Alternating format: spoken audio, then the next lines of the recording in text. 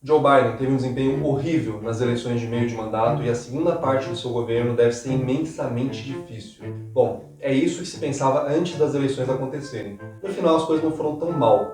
Mas também não deve ser nenhum motivo de grande animação para os seus partidários do Partido Democrata, porque daqui para frente as coisas ainda podem piorar bastante.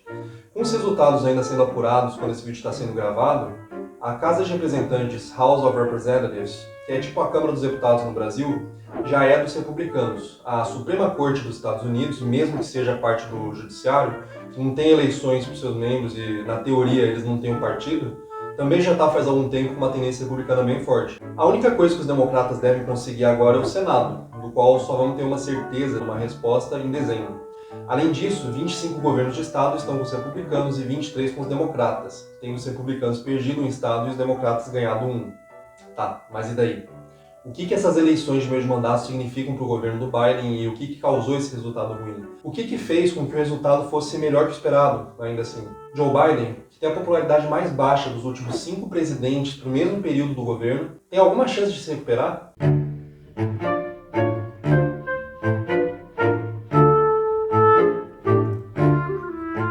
Vamos começar do início. Nos Estados Unidos, diferente de outros países, a Casa Baixa do Legislativo, que é a Casa de Representantes, é eleita de 2 em 2 anos. O Senado também, mas tem 1/3 dos membros só que mudam a cada 2 anos, já que o mandato é de 6 anos. Assim, mesmo que um presidente comece o governo muito bem, com as duas casas do Congresso do lado dele, ele pode perder tudo isso na metade do mandato dele e mudar completamente o jogo. No caso do Biden, ele entrou em 2020 com as duas casas sendo do partido dele, o Democrata. Só que essa vantagem tinha sido bem pequena. Na Casa dos Representantes ele teve 222 assentos, sendo que precisava de 218 para ter a maioria, e conseguir aprovar as leis que ele queria. E no Senado foi ainda pior. 50 senadores eram republicanos, 48 democratas, 2 independentes, que sempre votavam com os democratas. Tá, mas então fica 50-50, isso é um empate. Onde é que está a vantagem dos democratas ali? Acontece que o Senado, quando tem algum empate, o vice-presidente dá o voto de desempate para as decisões. Ele não é um senador, ele é só alguém que muda o jogo quando tiver empate. Como o vice-presidente do Biden é do partido dele, é a Kamala Harris, é claro que ela vota em favor do que o partido decide. Então, na prática, significa que os democratas tinham a maioria no Senado também. O que precisa para aprovar a lei, via de regra, é a maioria dos membros de cada uma das casas votando em favor. Isso quer dizer que essa primeira metade do governo de Biden foi tranquila e ele conseguiu aprovar tudo o que ele queria, certo? Não foi tão simples assim, por conta de 3 motivos principais. Os democratas tiveram maioria no Senado, sim, mas o fato de essa maioria ser tão apertada fez com que qualquer mudança nela fizesse eles não conseguirem aprovar o que eles queriam. E é aí que entram 2 senadores democratas que bateram de frente com o Biden no projeto mais ambicioso que ele teve, que muita gente dizia que ia ser um novo New Deal nos Estados Unidos.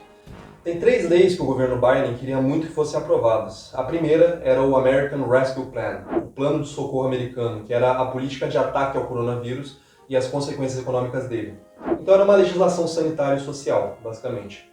Ainda não tinha passado dos 100 dias de governo dele quando ele aprovou o plano. Na época, a popularidade dele ainda estava razoavelmente alta. Inclusive, o ponto de popularidade mais alto do Biden, até o momento desse vídeo, foi justamente a política dele de combate ao Covid-19. Mesmo assim, muita gente tinha reclamado que era um gasto desnecessário esse plano, porque o Covid já estaria retraindo e o desemprego já vinha diminuindo sozinho. Depois disso, vem a grande mudança no país que ele queria fazer, que ia levar um gasto enorme para os cofres públicos, mas em contrapartida, no longo prazo, o Biden achava que traria mais benefício do que perda para o país. Ele tinha 2 pacotes que queria aprovar como lei para isso. O primeiro teve um apoio tão grande que ficou chamado de Lei Bipartidária de Infraestrutura, o que é difícil hoje em dia nos Estados Unidos, e que tinha por objetivo o aumento do emprego e a melhoria da infraestrutura no país. Ele teve 228 votos a favor contra 206 na Casa e 69 contra 30 no Senado. Muitos republicanos aderiram a essa proposta. A segunda proposta era um plano mais social e ambiental e era muito mais ambiciosa.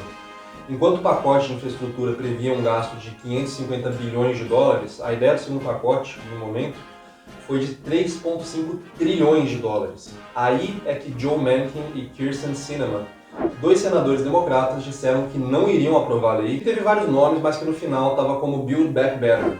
O líder dos democratas no Senado negociou muitas e muitas vezes a oradora da casa Nancy Pelosi, até segurou a aprovação da lei bipartidária de infraestrutura, até que o Build Back Better fosse aprovado, mas não conseguiram. No final das contas, foi alcançada uma lei de meio termo, depois de muito tempo. o Inflation Reduction Act de 2022, que tirava uma enorme quantidade de políticas sociais que eram previstas e levantava um gasto de aproximadamente 738 bilhões, muito menos que era previsto na lei original. Desse jeito, essa maioria no Senado que os democratas tiveram na primeira metade do governo não foi suficiente para conseguir aprovar a menina dos olhos do Biden, porque essa maioria era apertada demais. Muitos senadores também recorrem ao que é chamado de filibustering. Como o Senado não tem limite de fala, muitas vezes os senadores vão adiando a discussão para ela não precisar ser votada. E aí, na prática, a votação prescreve, ou acontece quando é mais favorável à proposição. Inclusive, é algo de que foram acusados tanto a senadora Sinema quanto o senador Manchin. Os democratas querem mudar as regras do Senado, aliás, para impedir isso de acontecer, o que já atrapalhou diversas leis que eles queriam aprovar, mas que até agora não conseguiram apoio suficiente para fazer essa mudança. O segundo motivo de intranquilidade para o governo do Biden foi a Suprema Corte. Como ela tem controle de constitucionalidade desde 1803, ela pode dizer que algumas leis que já foram aprovadas, algumas bastante antigas, não devem mais valer, porque na verdade estariam contra a Constituição. Para isso, eles precisam de uma votação de maioria simples lá dentro, com pelo menos 5 dos 9 justices, como são chamados os juízes dali, para que eles deem razão a alguém em um dos casos judiciais apresentados, o que cria um precedente para todas as situações parecidas dentro do sistema jurídico.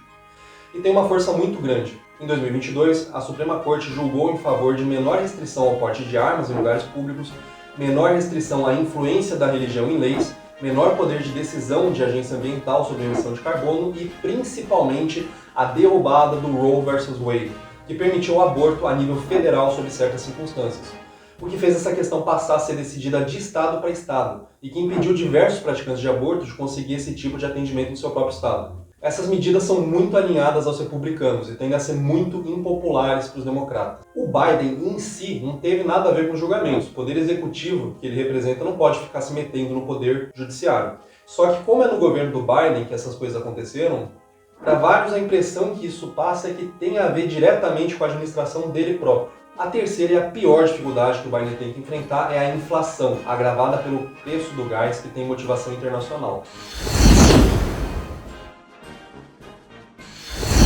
Segundo a maior parte das pesquisas de opinião, a maior preocupação dos americanos nos últimos meses tem sido a inflação, e o patamar tem sido muito mais alto do que nas últimas décadas. Isso acontece, entre outros motivos, pelo reaquecimento da economia. Como a pandemia diminuiu a atividade econômica, a volta para a normalidade criou um aumento de demanda muito grande, e a oferta não conseguiu acompanhar. Então, muita gente querendo comprar e pouco produto ou serviço sendo oferecido, até porque os transportes se sobrecarregaram quando essa demanda aumentou. Fez com que existisse um aumento de preços muito forte. Muitos opositores criticaram os planos econômicos do Biden como sem propósito também, porque a economia já se recuperaria normalmente e o Biden só contribuiu para aumentar o gasto público sem necessidade nenhuma. Eles estando certos nisso ou não, o fato é que a política econômica do Biden deixou muita gente descontente até agora. Tá, quer dizer que por causa dessas três coisas o Biden teve uma primeira metade de governo difícil, mas e o resultado das eleições? Bom, a perda do Congresso dos democratas para os republicanos nessa situação em que está o governo é muito ruim para o Biden. A perda da Casa de Representantes, que já está praticamente consumada, impede que várias leis sejam enviadas para o Senado. E a perda do chair, ou presidente da casa, que era a Nancy Pelosi, e agora passa para os republicanos, leva com ela algumas atribuições que ajudavam o governo, como o poder de escolher comitês. A perda do Senado, além de não conseguir aprovar leis, significaria também que muitas nomeações que o presidente for fazer para embaixador, para membro de gabinete, para juiz da Suprema Corte, poderiam ser barradas e recusadas. E mesmo que nessas eleições o Senado consiga uma vantagem bem pequena para os democratas, já deu para ver que os senadores democratas podem não ser tão unidos no grande projeto social do Biden. A Corte Suprema não vai mudar nesses próximos anos e a inflação tem sido um monstro bem difícil de combater.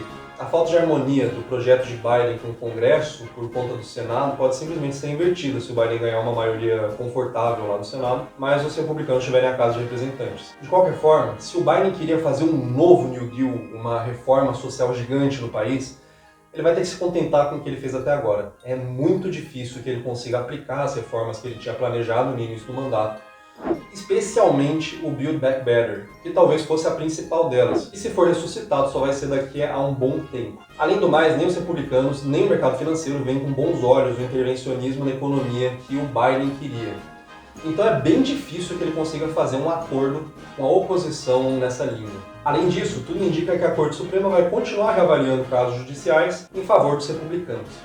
Caso a inflação não melhore ou não aconteça algum evento externo favorável ao governo, é bem provável que a segunda metade do governo do presidente democrata seja bastante republicana. Mesmo assim, as esperanças que os republicanos tinham de uma onda vermelha se mostraram bastante erradas. As pesquisas de opinião basicamente erraram bastante. E por que disso? É muito difícil dizer. Uma das possibilidades é que o comparecimento eleitoral dos republicanos tenha sido menor por algum motivo, os democratas se mobilizando mais para essas eleições. É possível também que a derrubada do Roe vs. Wade tenha tido um impacto forte, que também não tenha sido previsto da maneira como realmente foi. Seja como for, o movimento MAGA, Make America Great Again, do Donald Trump, teve resultados piores que o esperado, mas ainda assim importantes e bons para os republicanos. Trump continua como o principal cotado do Partido Republicano para as eleições de 2024 e a política continua muito mais partidarizada e dividida do que nas últimas décadas. Dificilmente nós veremos democratas e republicanos trabalhando juntos em harmonia nos próximos anos. Meu nome é Felipe Brant, e se você tiver interesse em algum assunto de política internacional ou história, deixe a sua sugestão aqui nos comentários. Até a próxima!